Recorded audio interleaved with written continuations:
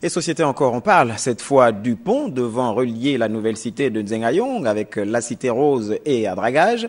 Bonne nouvelle, il est quasiment sorti de terre, seulement voilà, sa finition semble avoir été différée, ce qui suscite déjà l'inquiétude des usagers qui voient venir à grands pas la saison des pluies et la rentrée scolaire. Alain Richard Zambazinga, Gérard Magnagna nous en disent un peu plus.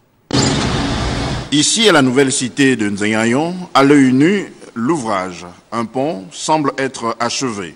En réalité, il n'en est rien. Plusieurs dates de livraison figurent sur les panneaux du chantier, au point où on ne sait plus quelle est la véritable date de livraison. C'est d'autant plus que sur le terrain, il n'y a aucun ouvrier. En attendant, les transporteurs suburbains, encore appelés clandomans, sont les perdants de l'interruption des travaux car n'arrivant plus à faire leur chiffre d'affaires journalier habituel du raccourcissement des trajets. Si la route est ouverte, c'est qu'on peut aller à l'école de dragage, on peut aller jusqu'au fin goudron. Mais quand c'est coupé là, on s'arrête là, on tourne là. C'est compliqué pour nous de pouvoir trouver quelque chose, c'est un peu compliqué. C'est très compliqué. Même les recettes deviennent compliquées à pouvoir retrouver. C'est pas facile en ce moment, c'est compliqué. C'est vraiment compliqué pour nous. Ça ne nous arrange pas. C'est pas favorisant parce que la traversée pour arriver au marché, on est coupé du monde et c'est pas bon comme ça. Avec la saison de pluie et la rentrée scolaire qui pointe à l'horizon, les parents d'élèves, déjà eux-mêmes soumis à des tracasseries de transport, commencent à se faire des soucis pour leur portefeuille, à défaut de se résigner. Comme moi je vois ici, là, ils écrivaient du 11 novembre 2017 à...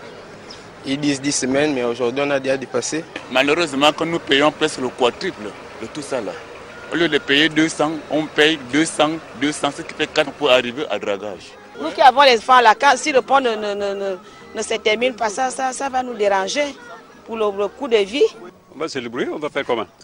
Le problème c'est que bon, c'est vrai que quand il y a des pluies, on est obligé parce que vous voyez comment les véhicules, ça s'arrête là. Soit il faut prendre de l'autre côté, soit il faut venir ici. Donc on est obligé pour ceux qui habitent un peu plus loin, on s'arrête là, après on prend encore d'autres. C'est comme ça. On a un problème de taxi vraiment compliqué. Mais on n'a pas de choix, on est obligé de faire avec. À la question de savoir pourquoi les travaux de finalisation de ce pont piétinent encore, le chef de quartier, attaché à sa culture et gardien de la tradition, évoque des raisons mystiques. J'ai eu un technicien là, un jour, il est venu me voir. Quand ça s'est inondé tout le temps. Moi, je lui ai parlé. Chaque pays a sa tradition, a ses affaires. J'ai dit, vous faites de grands travaux comme ça, dans ces grandes rivières, les ancestrales. Il faut faire un peu le sacrifice. Oui, chef, tu as raison. Il a écrit, il est parti, jusqu'à aujourd'hui. Il ne l'a jamais vu. Sur les lieux, nous avons cependant vu un engin, en l'occurrence une niveleuse, affairée à la réalisation d'une voie secondaire latérité, longeant une partie du parcours du bassin versant.